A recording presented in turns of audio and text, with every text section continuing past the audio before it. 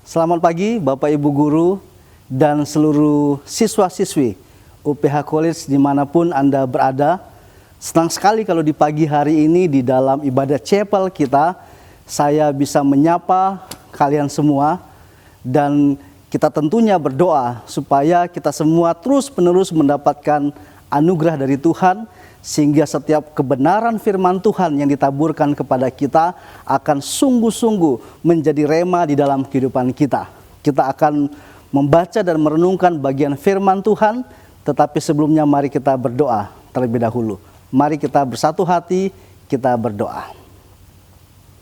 Bapa di surga, terangilah hati dan pikiran kami agar kami siap untuk menerima firman-Mu. Perbaharuilah hati kami dan siapkanlah itu agar sungguh-sungguh firman-Mu itu dapat masuk di dalam hati kami dan mengubahkan kehidupan kami secara seluruhnya. Terima kasih Tuhan, seluruh waktu pemberitaan firman-Mu ini kami serahkan ke dalam pimpinan-Mu saja. Dalam satu nama Tuhan kami Yesus Kristus, kami sudah berdoa dan bersyukur kepadamu. Berfirmanlah Engkau ya Tuhan, karena kami semua telah sedia untuk mendengarkannya. Amin. Pembacaan Alkitab kita pada kali ini di dalam chapel ini terambil dari dalam Injil Matius pasal 10 ayat yang ke-16. Matius pasal yang ke-10 ayat yang ke-16. Demikian bunyi firman Tuhan. Lihat, aku mengutus kamu seperti domba ke tengah-tengah serigala.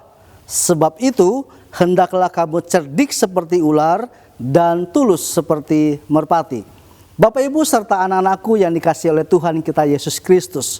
Konteks dari pembacaan Alkitab kita yang tadi saya sudah bacakan adalah suatu titik peristiwa di mana Tuhan Yesus kemudian setelah sudah memperlengkapi para murid-muridnya, baik itu dengan pengajaran dan juga dengan kuasa, Tuhan Yesus kemudian mengutus setiap daripada murid-muridnya itu untuk pergi menjangkau jiwa, untuk pergi memberitakan Injil Kerajaan Allah, untuk pergi membawa firman Tuhan kepada orang-orang lain, terutama khususnya ke kalangan orang Israel.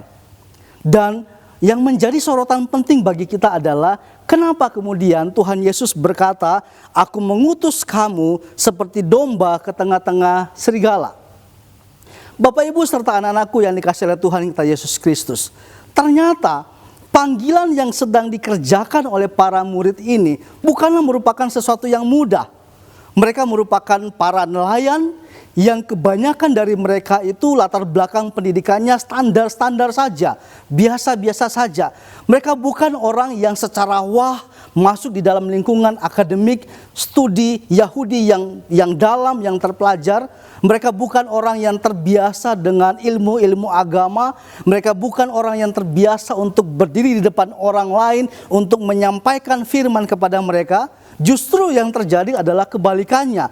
Mereka adalah orang-orang nelayan yang sederhana, yang tinggal di pinggir danau Galilea, dan kebanyakan dari mereka menghabiskan sebagian besar hidupnya di tengah-tengah danau untuk menangkap ikan. Yang menjadi persoalan penting adalah kenapa kemudian Yesus berkata, sama seperti domba ke tengah-tengah serigala, demikianlah aku mengutus kamu. Ternyata masalahnya adalah mereka harus berhadapan dengan orang-orang Yahudi, dengan orang-orang terpelajar, dengan para pemuka-pemuka agama, dengan orang-orang Israel yang tentu saja menolak akan berita yang mereka sampaikan. Mereka harus berhadapan dengan orang-orang lain yang punya kemampuan Taurat Perjanjian Lama yang begitu dalam, dan mereka harus menghadapi perdebatan dengan orang-orang ini. Mereka harus berhadapan dengan orang-orang Israel lainnya, dengan segala kesibukan mereka, dengan segala pride yang ada di dalam diri orang-orang itu. Dan para nelayan-nelayan ini harus berhadapan dengan itu semua. Belum lagi kalau kita baca di dalam konteks sebelumnya, jauh sebelumnya di pasal 7, Yesus berkata bahwa mereka harus berhadapan dengan nabi-nabi palsu. Nah, Bapak Ibu dan anak-anakku yang dikasihi oleh Tuhan kita Yesus Kristus, inilah yang menjadi penanda kenapa kemudian Tuhan berkata, aku mengutus kamu seperti domba ke tengah-tengah serigala. Mereka akan ditempatkan di tengah-tengah situasi yang tidak mengenakan. Mereka akan berada di tengah-tengah konteks panggilan mereka yang sulit. Bahkan gambaran Yesus menunjukkan kepada kita betapa kesulitan yang harus mereka alami itu. Di bagian dari firman Tuhan ini, Yesus berkata bahwa mereka akan ditolak. Mereka akan dikucilkan, bahkan tidak jarang beberapa di antara mereka harus menghadapi tantangan dibunuh. Nah, apa yang menjadi keterkaitan dengan pembacaan dengan chapel kita pada hari ini? Bapak Ibu Guru serta anak-anakku yang dikasihi oleh Tuhan kita Yesus Kristus. Kita sedang berada di tengah-tengah kondisi yang unik. Kita semua sadar bahwa pandemi masih terus berlangsung. Tetapi berapa banyak di antara kita yang kemudian ketika melihat keluar, kita mulai merasa bahwa kenapa saya harus bertahan dalam kondisi terus di rumah? Kenapa enggak sekolah saja, kita kumpul bersama-sama di sekolah? Kenapa kita harus menjalankan pembelajaran online seperti ini? Dan bukankah ketika kita berhadapan dengan begitu banyak pengetahuan yang berseliweran di media sosial, tidak jarang kita harus menjumpai bahwa kita berhadapan dengan kebenaran-kebenaran yang palsu di luar sana. Jangan lupa, kita sekarang sedang berada di era post-truth, di mana ada begitu banyak kebohongan-kebohongan di luar sana. Bahkan ada begitu banyak orang atas nama prank berusaha untuk mencari follower yang sedemikian banyak, yang akhirnya yang mereka lakukan adalah membawa sampah kepada orang lain dengan alih-alih dibungkus dengan rapi untuk menjadi sumbangan kepada orang lain. Ini adalah suatu tindakan-tindakan di mana kita sedang berada di zaman yang seperti ini. Dan di era yang seperti ini tidak jarang kita juga ingin menjadi seperti itu. Tidak jarang kita punya keinginan untuk mengimitasi akan hal-hal yang salah seperti itu. Yang menjadi tantangan kita, seperti tema sekolah kita pada tahun ini, breakthrough. Terobosan seperti apa yang harus kita lakukan? Hal-hal seperti apa yang akan kita lakukan di sepanjang tahun ini, di sepanjang perjalanan kehidupan kita untuk menunjukkan bahwa kita punya terobosan yang berbeda. Kita punya kualitas hidup yang berbeda. Kita menjalani hari-hari kita secara durasi waktu dalam perjalanan kronologis mungkin sama dengan yang lain. Kita masing-masing punya durasi waktu yang sama yang diberikan Tuhan kepada semua orang. Kita memandang matahari yang sama, kita melihat bulan yang sama, kita berada pada hari dan momentum yang sama. Tetapi yang menjadi permasalahannya adalah apakah kita sungguh-sungguh menyadari seperti apa kita memaknai hidup kita? Iman yang seperti apa yang harus kita tampilkan di tengah-tengah dunia ini? Sanggupkah kemudian kita mengambil sikap seperti para murid-murid ini yang sadar betul bahwa panggilan mereka adalah sama seperti domba yang sedang diutus di tengah-tengah serigala? Apakah kita mau mengambil waktu untuk berkata kepada Tuhan, Tuhan, saya juga siap dengan panggilan ini. Saya mau menjadi seorang siswa yang sungguh-sungguh mengabdikan diri saya kepada kebenaran dan hidup senantiasa di dalam kebenaran Tuhan. Saya mau menjadi teladan, saya mau menjadi pribadi yang kemudian dipakai Tuhan menjadi terang di dalam generasi ini. Saya tidak ingin menjadi orang yang alih-alih hanya demi popularitas di media sosial, kemudian melakukan begitu banyak hal yang menyimpang, seperti yang banyak terjadi. Saya tidak menghabiskan waktu saya untuk melakukan hal-hal yang sembrono, tetapi saya ingin fokus kepada apa yang menjadi panggilan Tuhan, yaitu menjadi anak-anak terang. Anak-anakku yang dikasihi oleh Tuhan kita Yesus Kristus, tantangannya bagi kita adalah bagaimana kita menjadi anak-anak terang di tengah-tengah kondisi yang seperti ini. Ketika kita berada di rumah saja, bertemu setiap hari hanya dengan orang-orang itu saja, hanya berhadapan dengan layar untuk belajar, kita terkungkung dalam ruang tempat tinggal kita. Apakah kita masih bisa punya potensi atau possibility untuk menjadi anak-anak terang? Maka firman Tuhan hari ini akan menjadi penolong bagi kita. Bagaimana caranya supaya iman yang kita miliki terus-menerus menjadi iman yang menembus batas. Seperti tema firman Tuhan hari ini, iman menembus batas. Kiranya firman Tuhan ini yang nantinya kita akan sama-sama nikmati akan menolong kita untuk punya iman yang menembus batas di tengah-tengah kesulitan yang kita hadapi. Bapak Ibu guru dan para siswa yang saya kasihi dalam Tuhan kita Yesus Kristus. Hidup kita ini selalu akan berhadapan dengan tantangan. Ketika kita menjalani hari-hari kita, seolah-olah tidak ada momen di mana hidup ini bisa berjalan dengan mulus dan sedemikian lancar. Tuhan Yesus bahkan sudah menjelaskan kepada kita, sama seperti Ia mengutus para murid-muridnya seperti domba di tengah-tengah serigala, maka demikian juga halnya dengan realitas kehidupan kita. Kita selalu akan menghadapi berbagai macam tantangan, ada kendala, ada hambatan, entahkah yang sifatnya dari dalam diri kita maupun yang berasal dari luar kehidupan kita. Yang menjadi persoalannya di sini adalah, poin pentingnya adalah apa yang harus menjadi terobosan dalam kehidupan kita.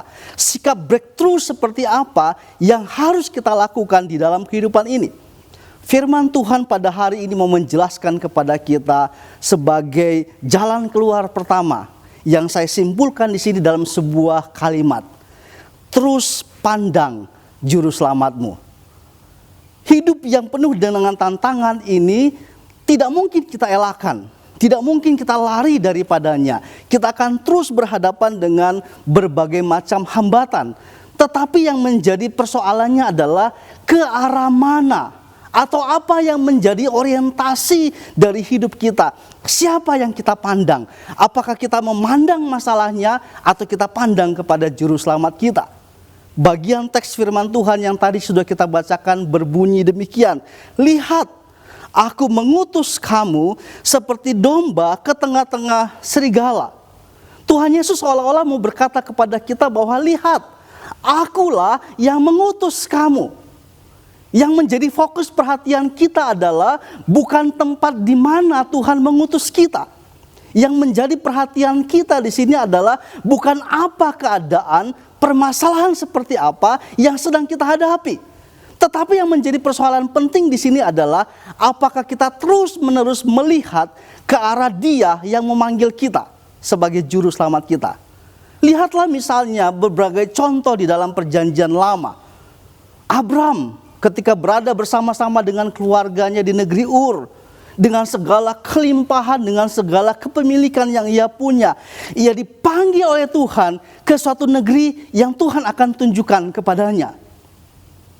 Dalam perjalanan waktu yang sedemikian panjang, ia terus berjalan. Imannya diuji, dia harus menghadapi tantangan, dia harus menghadapi berbagai masalah, bahkan masalah yang timbul di dalam keluarganya sendiri, perpisahan bersama dengan keponakannya. Tetapi yang tidak lupa dipegang oleh Abram adalah terus memandang kepada siapa yang memberikan janji untuk dia pergi ke tempat yang dituju itu. Lihat juga Musa bersama-sama dengan orang Israel. Ketika di hadapan mereka ada laut yang begitu luas. Di belakang mereka ada tentara-tentara Mesir. Dan ketika Tuhan memberikan perintah kepada Musa supaya Musa mengangkat tongkatnya, laut kemudian terbelah. Maka yang terjadi adalah orang Israel tidak lagi melihat kepada kesulitan itu. Mereka berjalan melihat kepada siapa yang menjadi juru selamat mereka. Di dalam bagian Alkitab yang lain, anak-anakku yang dikasih oleh Tuhan kita Yesus Kristus, misalnya pemazmur, dia dengan jelas berkata kepada kita, aku melayangkan mataku ke gunung-gunung, dari manakah akan datang pertolonganku? Dia sedang dalam sebuah perjalanan ziarah untuk mencari Tuhan, untuk pergi kepada rumah Tuhan, untuk menyembah berbakti kepada Tuhan. Di tengah-tengah perjalanan itu dia harus melintasi pergunungan batu, perbukitan batu yang hidupnya sedemikian rapuh dan terancam. Karena bisa saja ada musuh Israel yang dari atas batu-batu itu kemudian menggelindingkan batu-batu besar dan menimpa mereka yang sedang dalam perjalanan ziarah itu sehingga mereka mati semuanya. Tetapi jangan lupa, pemazmur kemudian di dalam tulisannya, di dalam doanya ketika mengiringi perjalanan dia menuju kepada bait Allah, dia berkata, pertolonganku datangnya dari Tuhan pencipta langit dan dunia ini. Bapak Ibu guru serta anak-anak yang dikasihi oleh Tuhan kita Yesus Kristus, mari kita melihat bagaimana penting bagi kita supaya kita terus pandang kepada juru selamat kita. Dia yang memanggil kita adalah Allah yang setia. Dia yang memanggil kita adalah Allah yang berlimpah dengan kasih setia dan rahmat.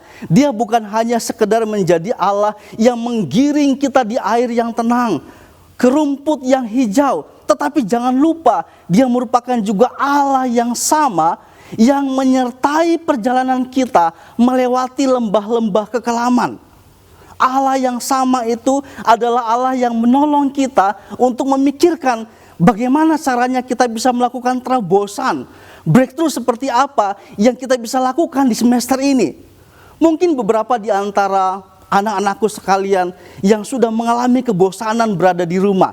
Mungkin beberapa dari Anda sudah mulai berpikir, sampai kapan akan seperti ini? Lebih baik saya berhenti saja untuk melanjutkan cita-cita saya, untuk sekolah, untuk melanjutkan pendidikan. Mungkin beberapa di antara kita sudah mulai berpikir seperti itu. Kita mulai hopeless dengan keadaan seperti ini. Dengan COVID, dengan pandemi yang seperti ini yang terus kita alami bersama-sama. Sementara mungkin pada sisi yang lain kita melihat bahwa orang-orang yang lain di sana, mereka seolah-olah tidak peduli lagi dengan wabah ini. Mereka pergi ke mal, mereka pergi ke tempat-tempat hiburan, mereka tidak menjaga jarak, mereka tidak pakai masker, dan lain sebagainya. Kita kemudian akan merasa bahwa ya sudahlah, saya akan ikut saja bersama-sama dengan mereka. Tetapi permasalahan di sini adalah, apakah yang menjadi poin penting dari sudut pandang kita? Ke arah mana kita melihat? Itulah juga yang akan membawa kita kepada akhir yang gemilang. Hanya orang yang berlari dan terus memandang secara fokus kepada titik finish. Hanya orang yang seperti itulah yang akan sampai kepada garis finish dengan penuh kegemilangan. Hanya orang yang terus melihat kepada apa yang menjadi tujuannya, kepada siapa juru selamat yang memanggil dia. Hanya orang yang seperti inilah yang kemudian akan sanggup menjadi sama seperti domba yang diutus di tengah-tengah serigala. Serigala memang hewan yang buas, serigala memang hewan yang menakutkan, yang bisa saja mengancam akan atau bahkan mencabik-cabik tubuh si domba ini. Tetapi jangan lupa, domba ini adalah domba yang memiliki seorang gembala yang penuh dengan perhatian, gembala yang penuh dengan belas kasihan, gembala yang tidak pernah tertidur dan terlelap seperti kata pemazmur. Ke arah dialah sang gembala itu kita harus terus memandang. Saya ingin mengajak anak-anakku sekalian yang saat ini sedang mengalami permasalahan-permasalahan dalam batinnya.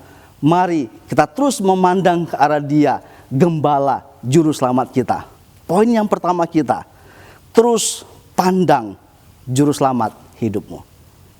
Bapak Ibu serta anak-anakku yang dikasihi oleh Tuhan kita Yesus Kristus.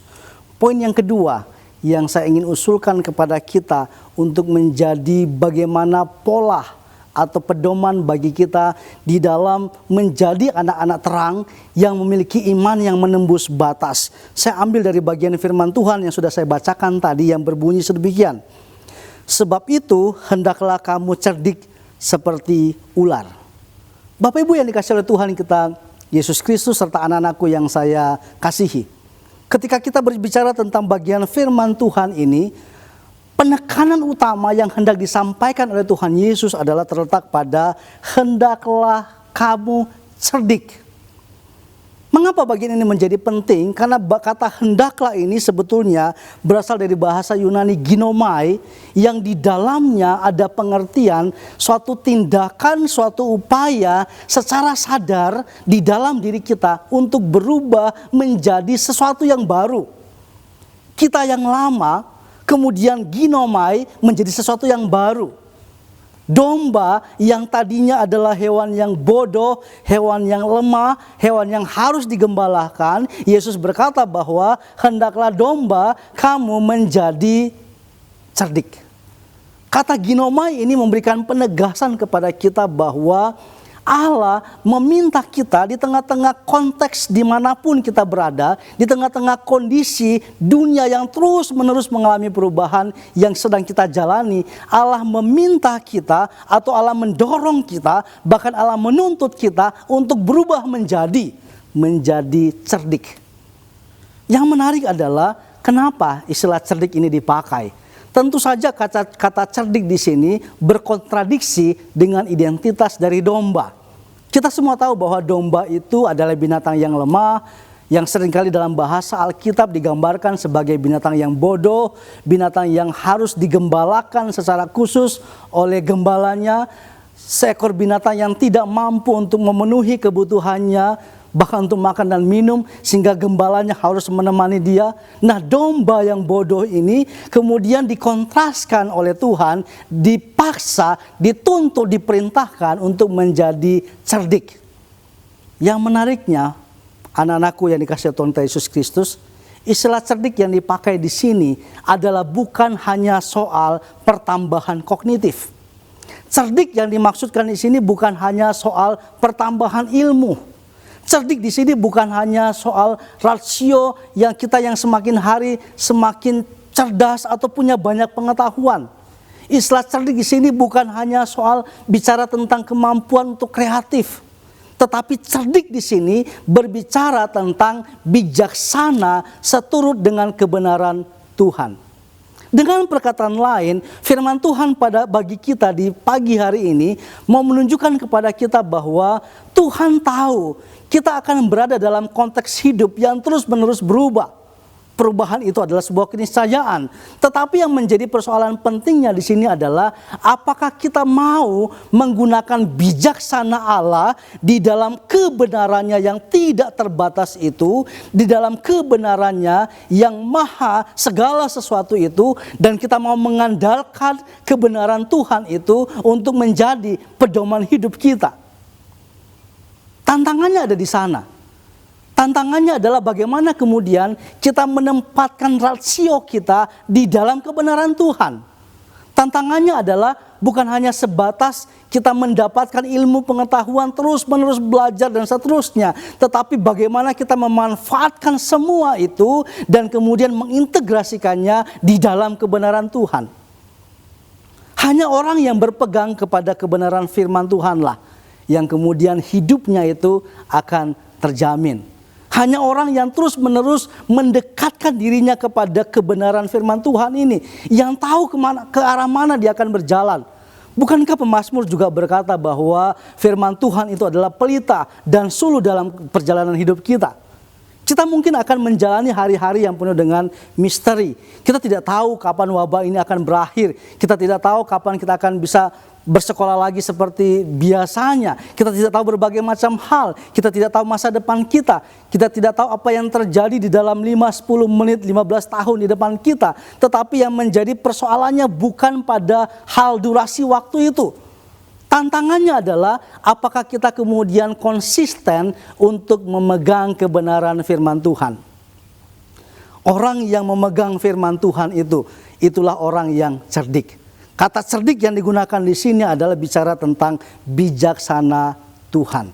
Bijaksana Allah di dalam seluruh kebenarannya. Dan Tuhan berkata, memang aku mengutus kamu sama seperti domba ke tengah-tengah serigala.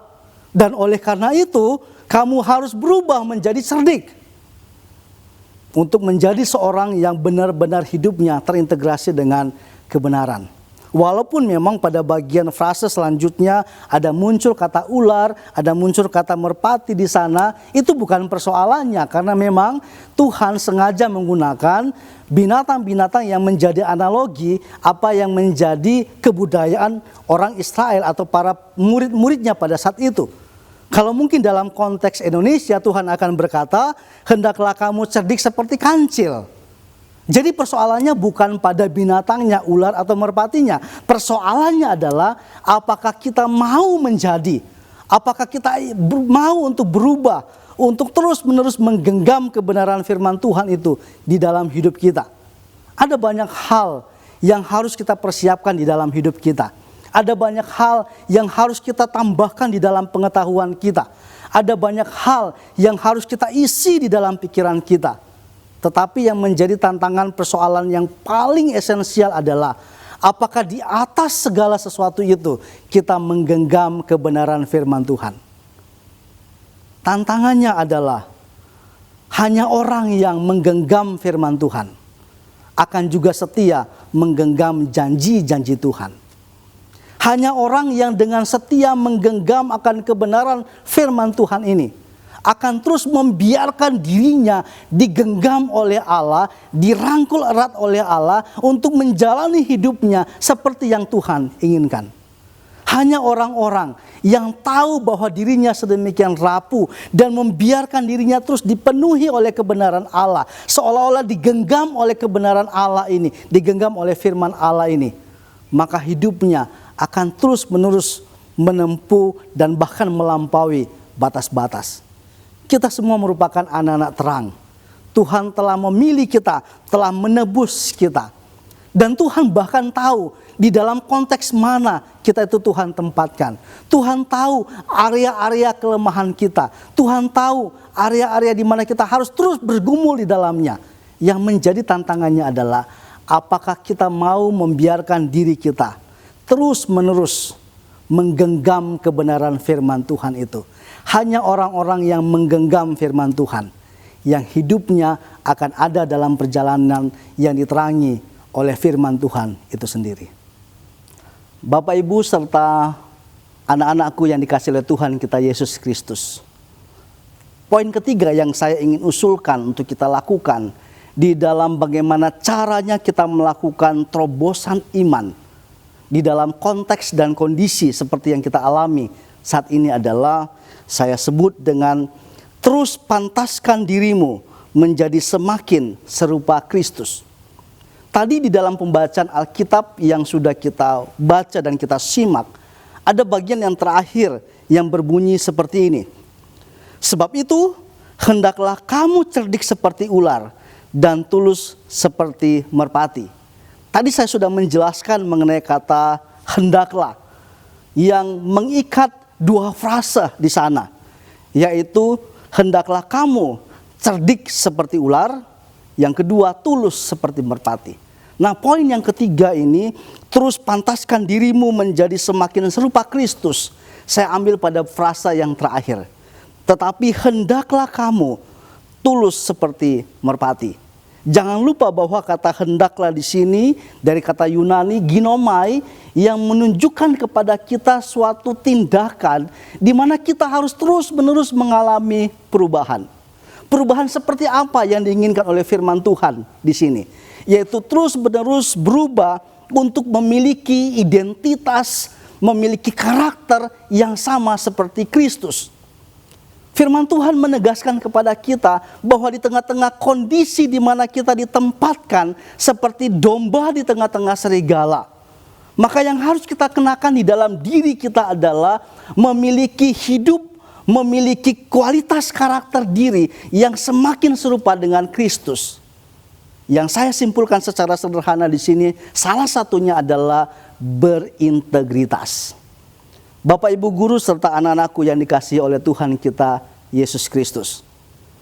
Panggilan utama kita sebagai seorang percaya, sebagai seorang yang telah ditebus oleh Kristus adalah menjadi semakin serupa dengan Kristus.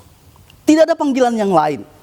Kita bisa menjalani profesi kita di dalam banyak hal. Anak-anakku sekalian bisa punya cita-cita yang apa saja. Anda ingin menjadi seperti apa di masa yang akan datang? Ada yang ingin menjadi seorang businessman, ada yang ingin menjadi seorang dokter, ada yang ingin menjadi seorang arsitek, ada yang ingin menjadi seorang desainer, dan apa saja yang boleh menjadi bayanganmu di masa yang akan datang. Konteks permasalahan hidup ini akan selalu sama. Yang menjadi permasalahan mendasarnya adalah apakah Tuhan mendapati hidupmu tetap di dalam integritas Kristus. Ini permasalahan yang penting. Anda boleh berada di mana saja, ditempatkan dalam kondisi apa saja. Tetapi yang menjadi tantangannya adalah apakah hidup kita terpelihara di dalam integritas Kristus. Itu poin yang penting di sini. Firman Tuhan berkata kepada kita, hendaklah kamu menjadi tulus, menjadi memiliki karakter sama seperti Kristus. Karena hanya dengan itulah kita bisa memenangkan dunia ini. Ingat, Kristus tidak memenangkan dunia ini dengan cara berperang. Kristus tidak memenangkan dunia ini dengan cara menjadi artis yang populer, yang kemudian melakukan tindakan akrobat, lompat dari hubungan bait Allah, memperlihatkan kuasanya, mengubah batu menjadi roti. Tidak. Yang Yesus lakukan adalah dia merendahkan dirinya serendah-rendahnya, menjadi seperti seorang hamba yang menderita, bahkan sampai mati di atas kayu salib. Bapak Ibu yang dikasihi oleh Tuhan kita Yesus Kristus, pada akhirnya jangan lupakan 3 poin yang saya usulkan pada hari ini. Di dalam chapel kita yang diberkati oleh Tuhan kita, ingatlah bahwa untuk memiliki iman yang menembus batas, melewati seluruh tantangan hidup yang harus kita jalani, ingatlah terus akan 3 poin ini. Yang pertama, terus pandang juru selamatmu. Yang kedua, terus penuhi dirimu dengan seluruh kebenaran Allah. Yang ketiga, terus pantaskan dirimu menjadi semakin serupa dengan Kristus. Hanya dengan cara yang seperti ini, kita bisa menembusi batas-batas kemustahilan di depan kita. Bagi manusia, mungkin keadaan yang kita akan jumpai itu sulit. Mungkin ada beberapa di antara para siswa yang datang dari luar kota, yang kemudian setiap harinya melewati kelas-kelasnya, ada begitu banyak gangguan, entahkah itu jaringan, entahkah itu listrik, dan lain sebagainya. Dan kita kemudian merasa hopeless dan berkata, bagaimana saya bisa mendapatkan ilmu? Bagaimana saya bisa studi seperti ini? Jangan lupa bahwa akan terus ada pengharapan kepada setiap orang yang bersandar kepada Dia, Sang sumber harapan itu sendiri. Jadi mari kita terus melangkah ke depan dengan iman yang menembus seluruh batas-batas kemustahilan. Kita terus melangkah sebagai seorang yang menang di tengah-tengah kondisi apapun yang harus kita alami. Jangan menyerah, jangan lari dari hidup kita, jangan menyingkirkan diri kita dari permasalahan, tetapi justru ambil langkah yang serius. Pandang juru selamatmu. Ubah hidupmu seturut dengan kebenarannya. Dan ubah karakter dirimu menjadi semakin serupa dengan Kristus.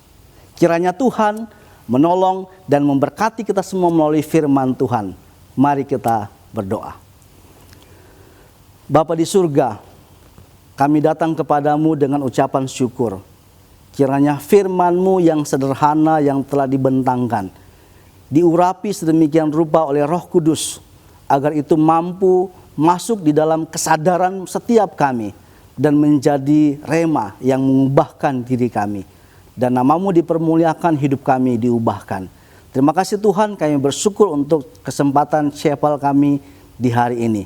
Dalam nama Tuhan kami Yesus Kristus, kami berdoa dan bersyukur kepadamu. Amin.